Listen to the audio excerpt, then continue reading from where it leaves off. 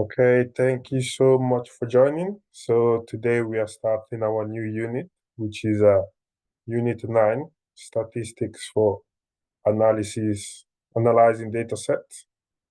So in this unit, we will now develop an understanding of statistical principle that we need for our basic analysis of datasets. So this is a unit for qualification, and this unit will now be graded with a pass, merit, or distinction, which means we will cover learning outcome for a pass, learning outcomes for merit, and distinctions. So in order to achieve this unit, our learner must produce work which demonstrate achievement of learning outcome at the standard provided by the assessment criteria. So again, as said, for the learner to achieve the merit distinction, they will now have to cover the activities that our assignment will now require us to complete. So to support this unit, learner will need to access. We need to have access to spreadsheet software such as Microsoft Excel. So for this unit, we have 3 learning outcomes, and we will also look into our assignment discussion. So in today's session, we're going to understand the principle of statistics for analyzing datasets. So what we'll be covering today, we will be covering data covering and entire population versus sample. We'll look into snapshots, principle of variation in data, and normal distribution. So let's look into our presentation.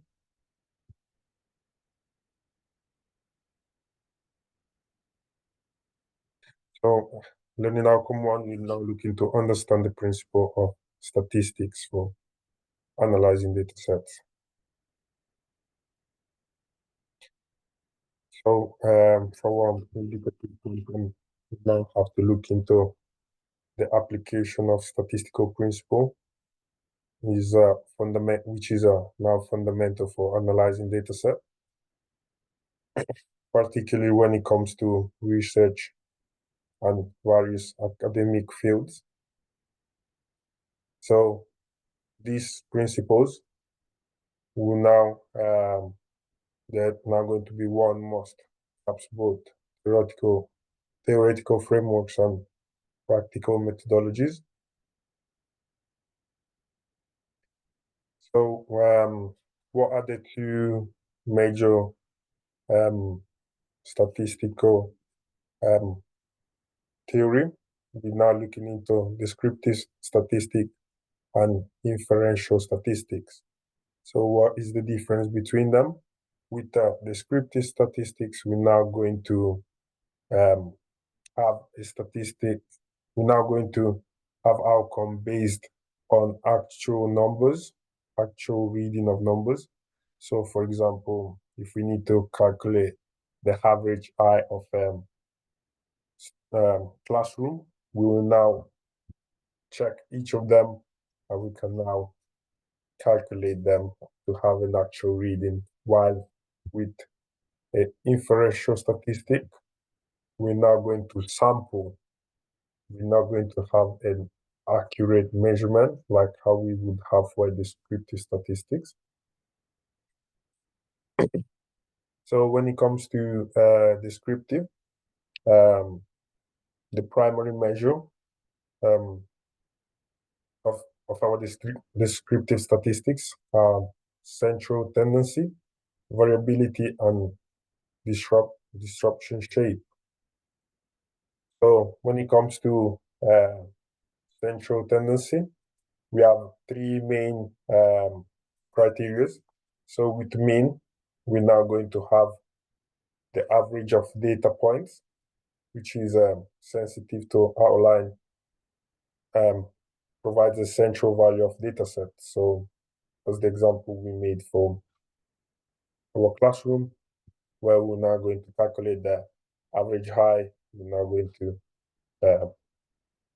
calculate for each single student median, where we'll now have the middle value when data points are averaged in ascending order, and it is less affected by outliers and skew distribution.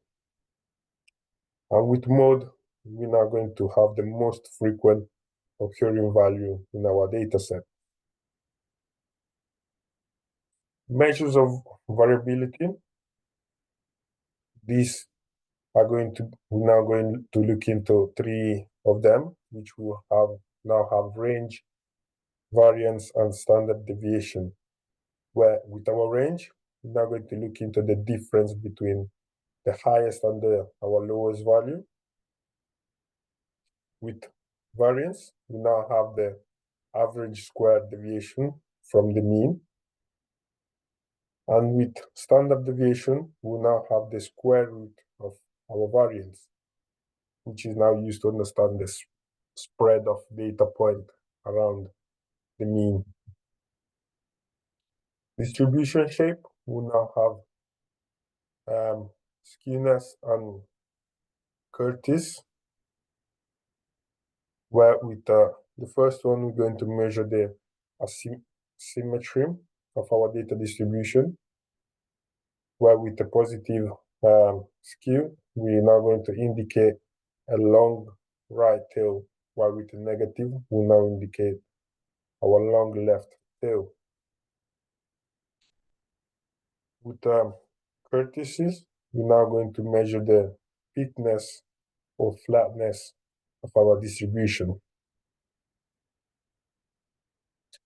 Inferential statistic, again, where we're going to have our sample reading. We can see from the definition, inferential statistic will now involve making prediction of inferences about our population based on a sample. So we now know that this is not going to be an accurate reading like our descriptive statistics. This branch of statistics is crucial for hypothesis testing and determining the reliability of our data.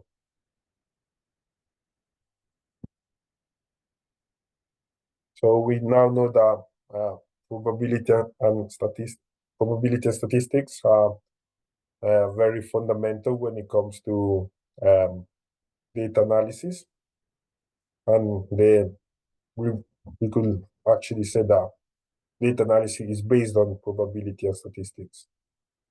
And when it comes to probability theory, we have probability distribution and central limit theory, where with the first one, we're now looking into functions that describe the likelihood of different outcomes. And common distribution will now include normal, binomial, and Poisson distribution.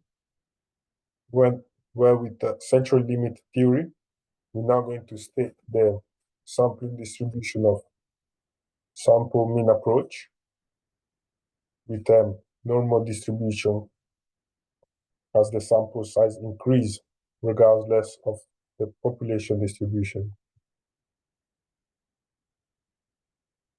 When it comes to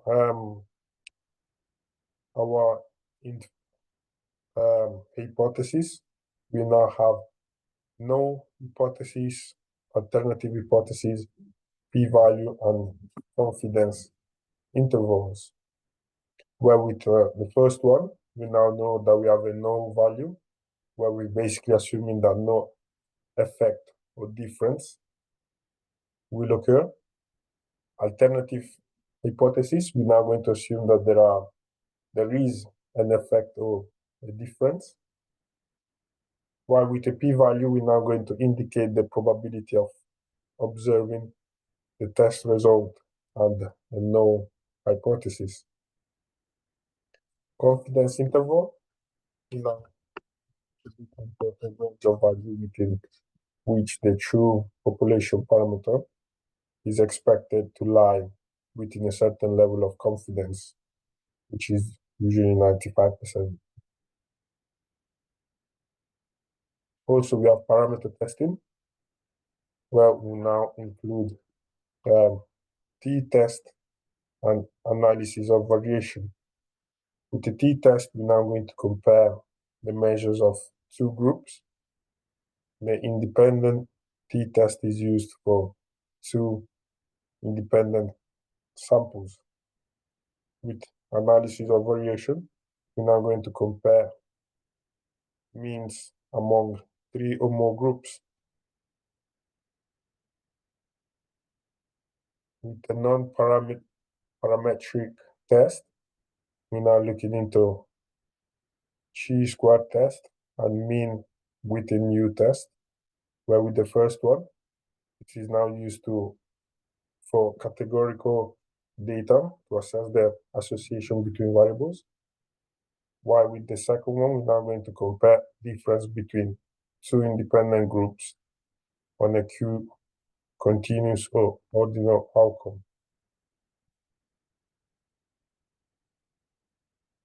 So to conclude, we can now say that descriptive statistics will now provide a foundational understanding of data characteristics, while inferential statistics will now enable making prediction about our population.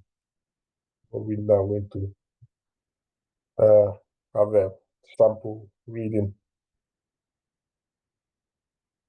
So our learning outcome one, we're now going to describe the cause of variation between observations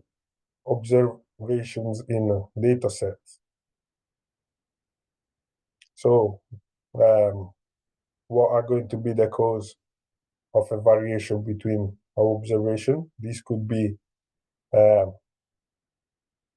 defined by the principle of variation in data set, where with variation we're now referring to difference observed in data point within our data set. So it is now important to understand the cause of this variation, which is crucial for accurate data analysis and interpretation. Natural occurring variation versus error. With the natural occurring variation, these are basically inherent difference that occur naturally in our data due to some inconsistency or diversity of population in during our process being studied. So these are basically recurring errors, where, for instance, you can see that variation in human height, weight, and blood pressure are example of natural variations. And we can see errors. Errors are deviation from true values that can occur during our data collection and our analysis.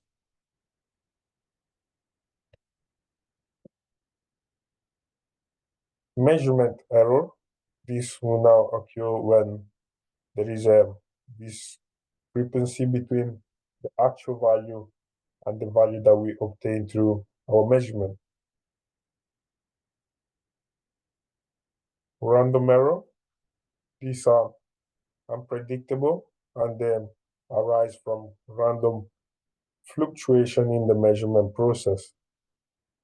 They, again, do not follow a pattern, and they can be reduced by increasing the sample size. Systematic error, bias error. These are consistent and repeatable error that can occur due to flaws in the measurement system or during the methodology. So what are the type of bias?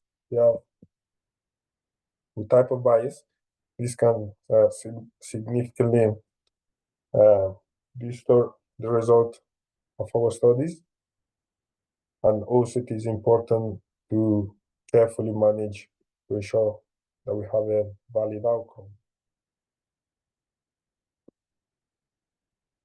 So there are several types of biases which can now affect our data set. So the first one is selection bias, where this occurs when a sample chosen for analysis is not representative of the population.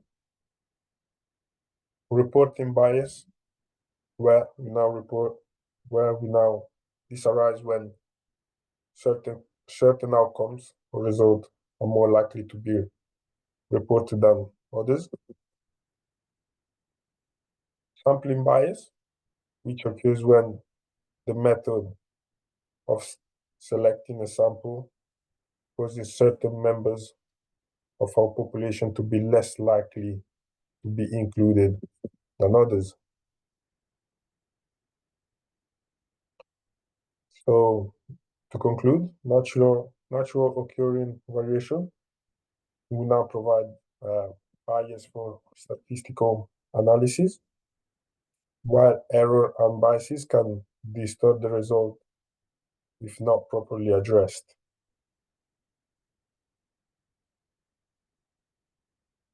So now in our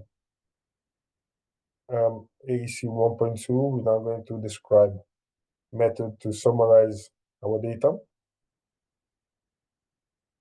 So what are the methods to summarize? We're now going to use data covering entire population, which is our descriptive analysis, versus our sample, our inferential. So with the first one, we're now looking into population data, where, again, as we explained, data that covers an entire population will now include very individuals or elements that meet criteria for our group being studied. While with sample, we're now going to look into data that consists on a subset of populations selected for our analysis.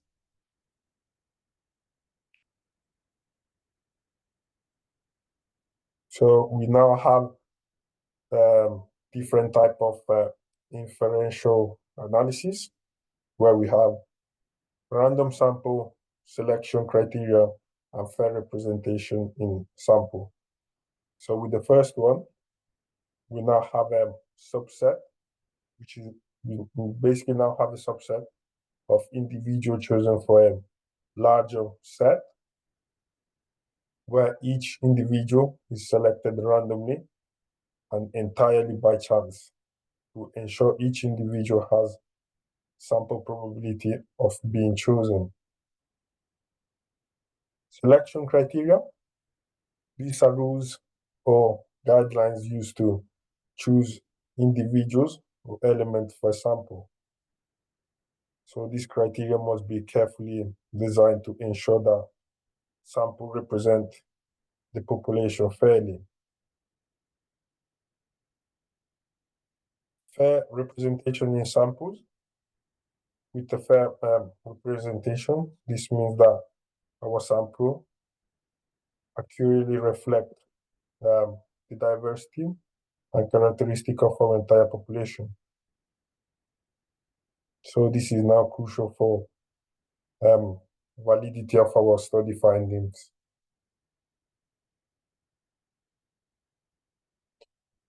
Over representation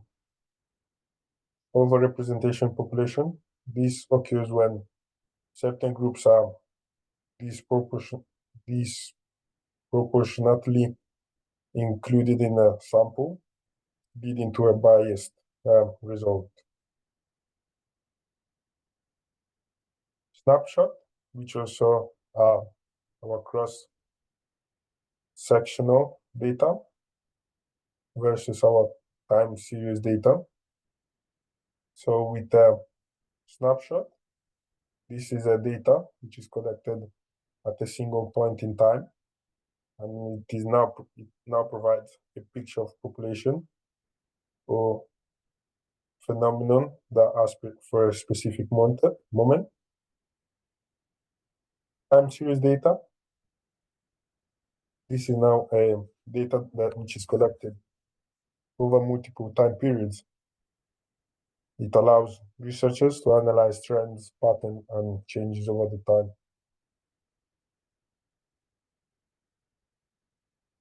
So we do have time series trends, which could be seasonal, cyclical variation.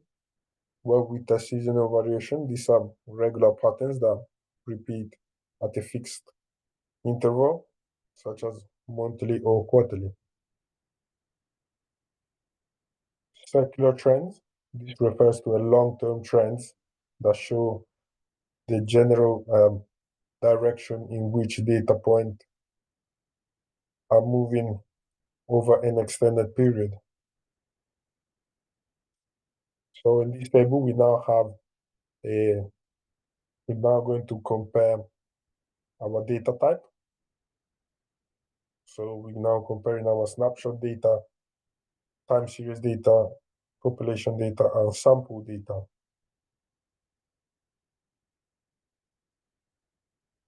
Our learning outcome 3, we're now going to explain the characteristic of normal distribution and its role in data analysis.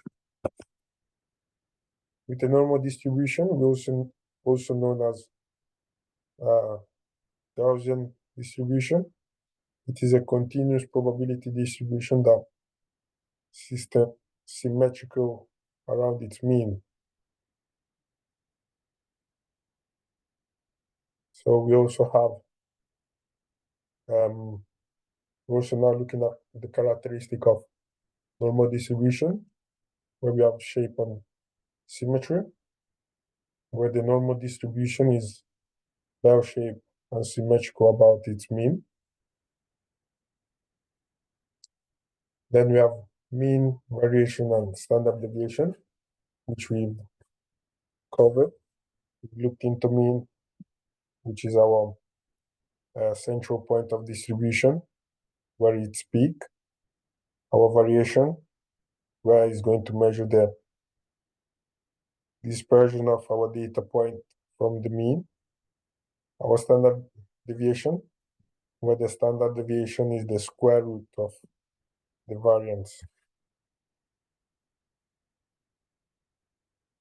Then we have continuous nature, where the normal distribution is continuous, meaning that it takes any real number value within the range of distribution.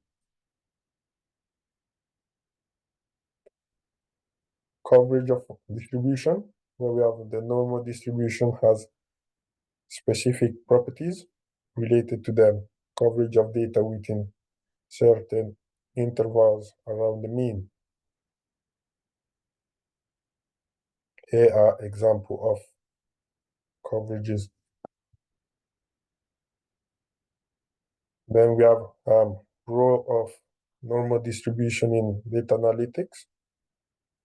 So we have normal distribution, which plays a crucial role in data analysis due to its unique properties and central limit theorem. Then we have our CLT states that the distribution of the sample means approaches of a normal distribution as sample size increases, regardless of the population or regional distribution. Then we also have hypothesis testing and confidence intervals. Well, with the first one, we now have a normal distribution, which is used to conduct hypothesis testing, such as our t-test and the z-test. Confidence interval, we now use this to calculate using our normal distribution.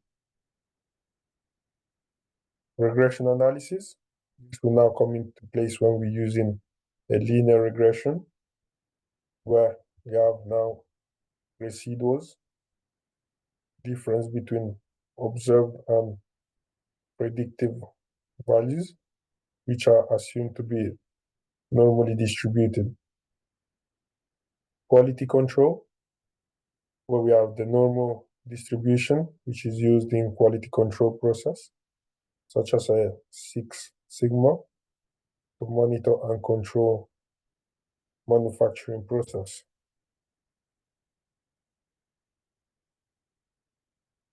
Now we're going to explain what is meant by correlation. So what's the correlation between variables? We're now going to refer to a statistical measure that describes the extent to which two variables change in relation to each other.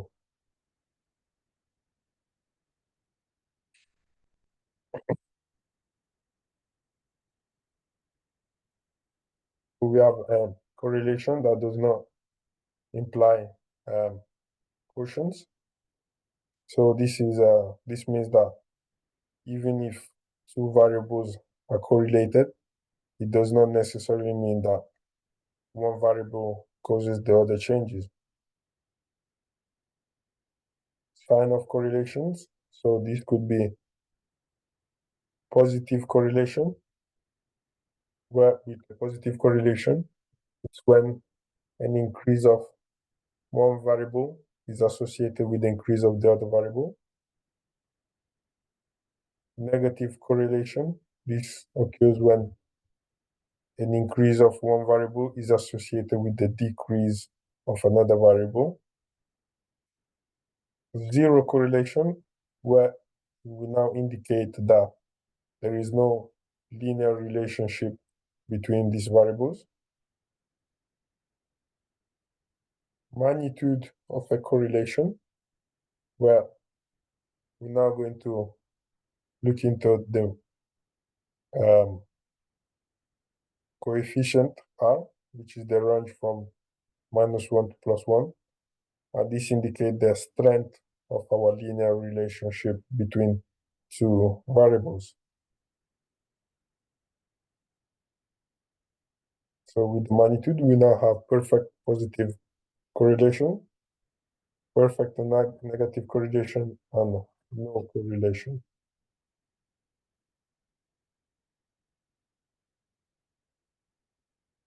High absolute value means strong correlation. So with the absolute value of the relation coefficient will now indicate the strength of the relationship.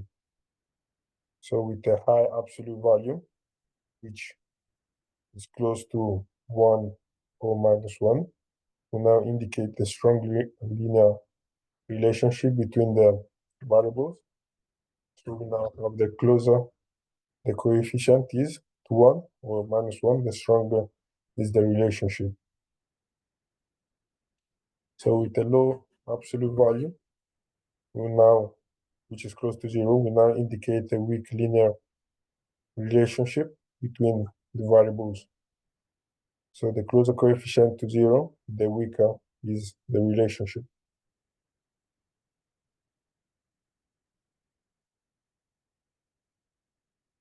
Correlation also used with a linear relationship between two variables.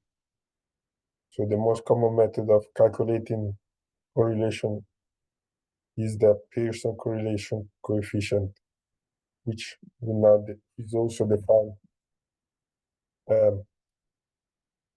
as this equation.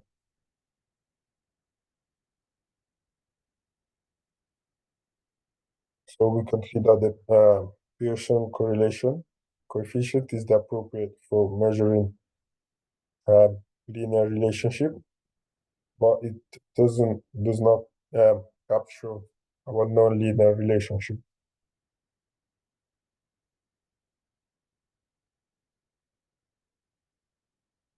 So with our merit activity, we're going to explain the significance of outliners.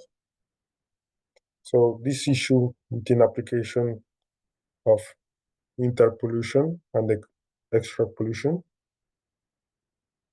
So with interpolation and extrapolation, these are techniques used to estimate unknown values based on a known data points. So with the first one, this is the process of estimating unknown values that falls within a range of known data points. So this is now used to fill gaps in data sets by assuming that the pattern between the known points continues in a predictable manner.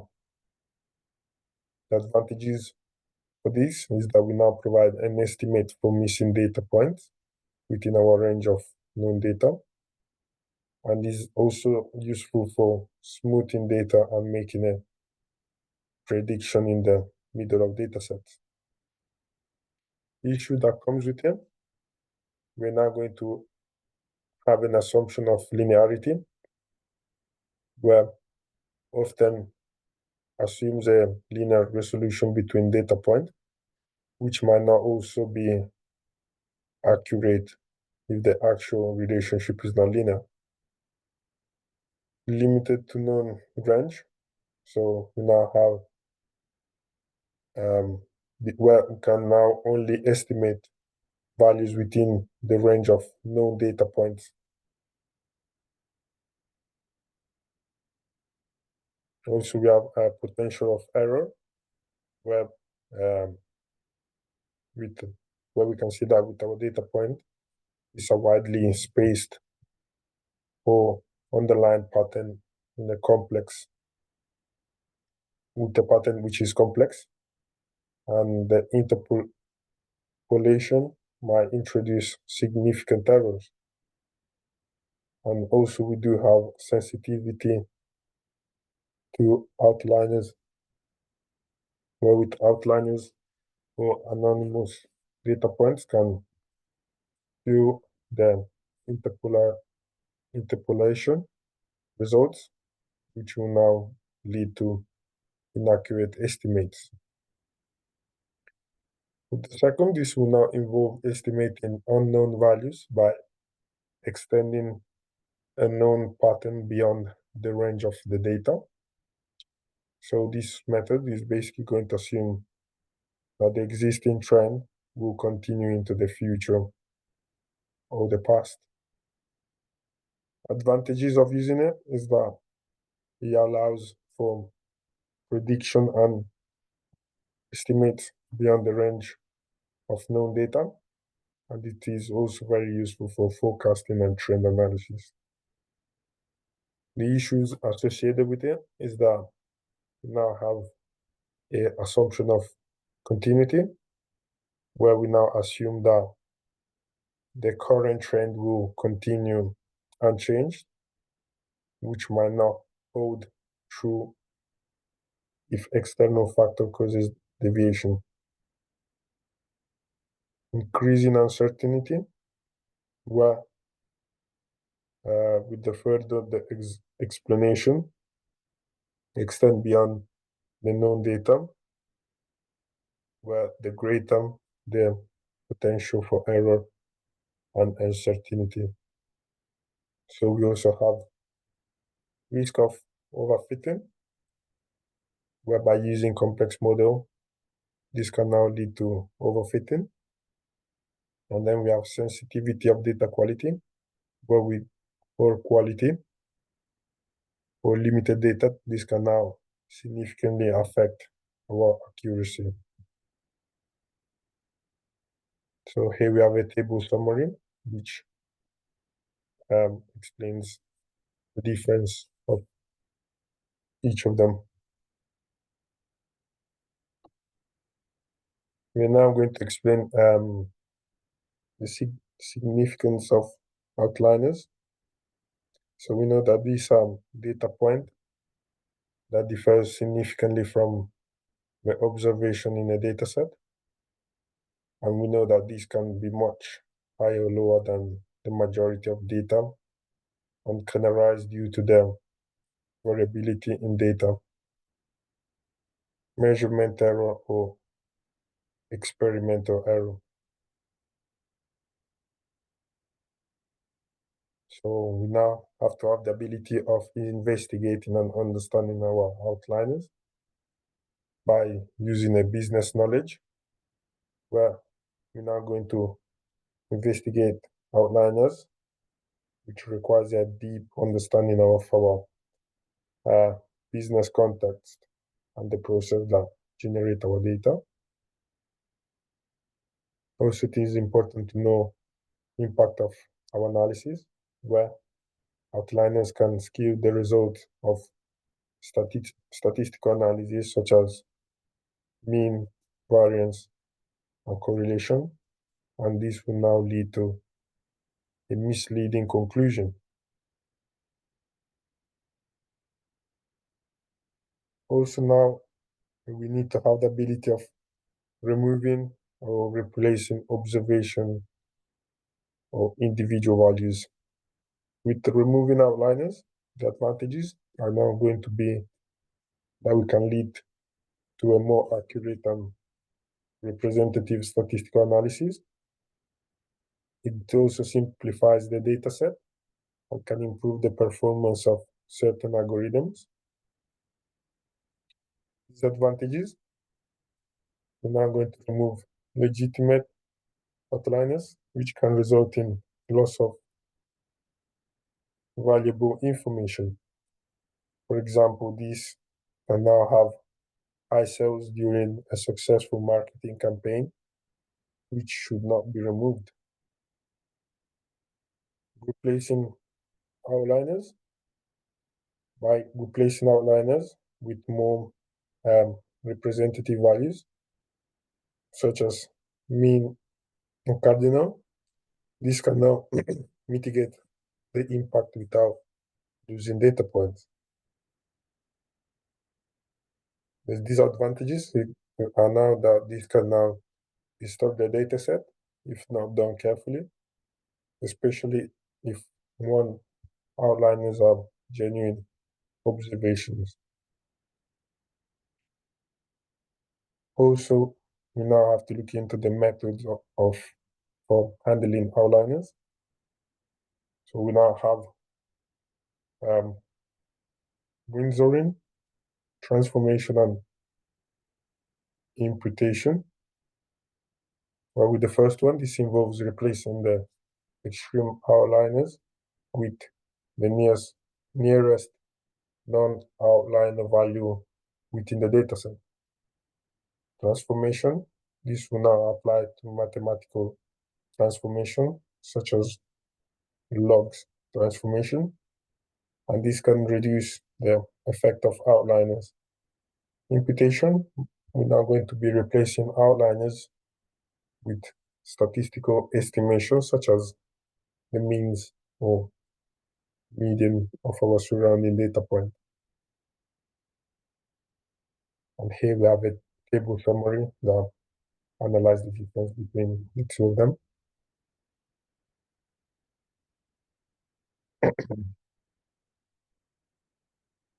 So here we do have example of summarization of data, where we have our distribution of categorical variables, where we can see that with categorical variables, these are those that represent categories or groups.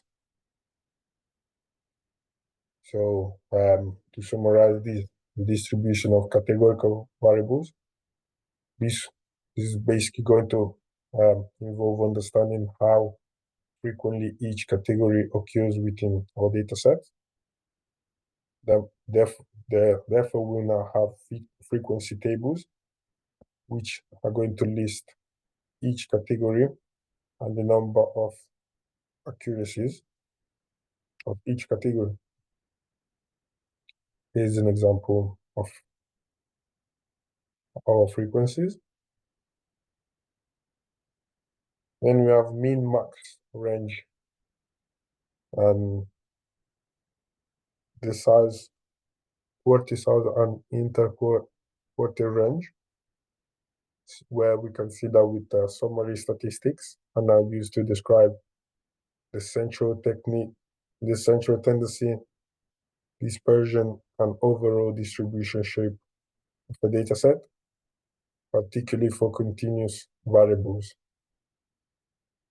where we have minimum and maximum values of our data set. We have range also, which is the difference between the maximum and the minimum value. And also we have the formula to define our range. The clients, this the line. This divide the data sets into 10 equal parts. Each of them will now contain 10% of our data point. Quarter lines, these divide the data set into 4 equal parts, where the first one is the 25th percent, the second one is the 50th percent, and the third one is the 75th.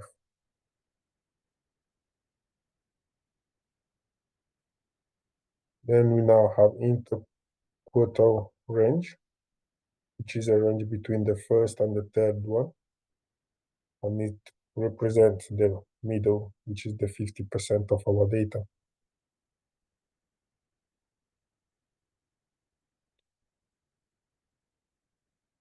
So when it comes to measure centrality, this is now the tendency, which provides a central value that summarize the data. So the most common measures are the mean, median, and mode. So with our mean, this is a arithmetical average of data point. It is calculated by summarizing all the values and dividing them by the number of observations. So the median is the middle value when the data point are ordered from the smallest to the largest. Our mode is the value that occurs when frequently in our data set. So we now also have sensitivity to skew and outliers. This is the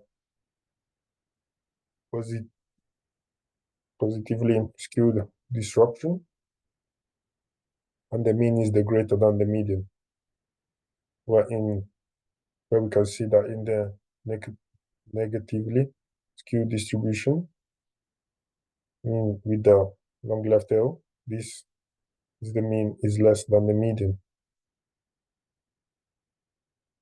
Then we have median and outliers, where the median is more robust to outline because it only considers the middle data point, not the magnitude of the extreme value.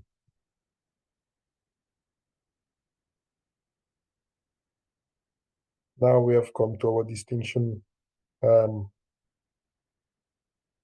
then an outcome, where we're now going to evaluate the selection of approach and techniques in the execution of analysis.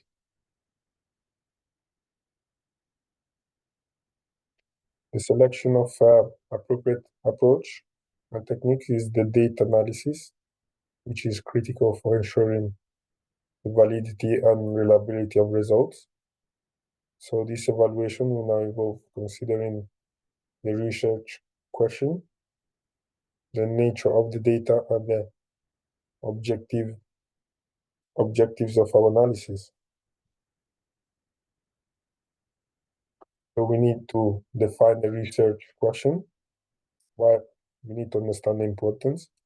So we need to have the clarity and specificity of our research question, which are now going to dictate the entire analytical approach. Evaluation criteria, where we now need to know the research question specific, measurable, attainable, relevant, and time-bound. Then it is important to understand the nature of the data. So we now have data type, categorical data, and continuous data. But the first one include nominal and ordinal data, which can be summarized using frequency table more than chi-square test. While the second one will now include interval and ratio data, which can be summarized using measures of central tendency. Evaluation criteria, which is the data appropriately classified into categorical and continuous type. Selection of statistical techniques, which are going to be descriptive analysis and evaluation criteria. Where with the first one, will now help in summarizing and describing the main features of our dataset. While with the second one, are now used to choose a descriptive technique approach for a data type. Inferential analysis, which allows for making generalization about our population based on the sample. And evaluation, so what's the evaluation criteria? Are these inferential technique aligned within the research question and the data characteristics? Predictive analysis, well, predictive analysis will now involve using statistical model to forecast future outcome. Is the choice of predictive model justified based on the data research objectivities? Addressing potential bias and errors. So consideration of the bias, selection of bias, reporting bias, and sampling bias can significantly affect the result of our analysis. So what's the evaluation criteria? Are potential sources of biases identified and addressed?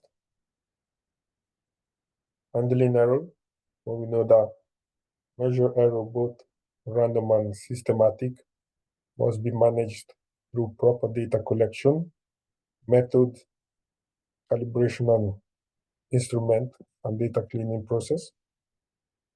So what could be our evaluation criteria? Our data collection methods and instruments validate for accuracy and reliability. Then we have inferential and presentation of results, where with data visualization, we're now going to effectively help in interpreting and communicating results, where we now have techniques which include bar chart, line graphs, scatters plot, and dashboard. So are these visualization clear, accurate, and appropriate for the data and audience? Context interpretation, where we now have results which should be interpreted in the context of the research question and the broader field of study. So are these results interpreted in the context of our research question and relevant literature? So to conclude, we now know that evaluating the selection of approaches and techniques in data analysis will now involve a comprehensive understanding of the research questions, the nature of the data, and the objectivity of the analysis. So this now requires a careful consideration of appropriateness of statistical methods, the handling of biases and errors, and the effective interpretation of presentation of results. So this was everything for today's session. Is there any question? No, thanks, Victor. That was all very clear. Before I did this level 4, I did the ATHE level 3 in applied statistics. So yeah, all very familiar. And all the data analyst stuff is Okay. relevant to what I already do. So yeah, no, that was all great. Thank you. Okay. So that's everything. We'll take a 5 minutes break. Then we will start with our learning outcome 2. Great. All right. See you in 5 minutes. Thank you. Bye.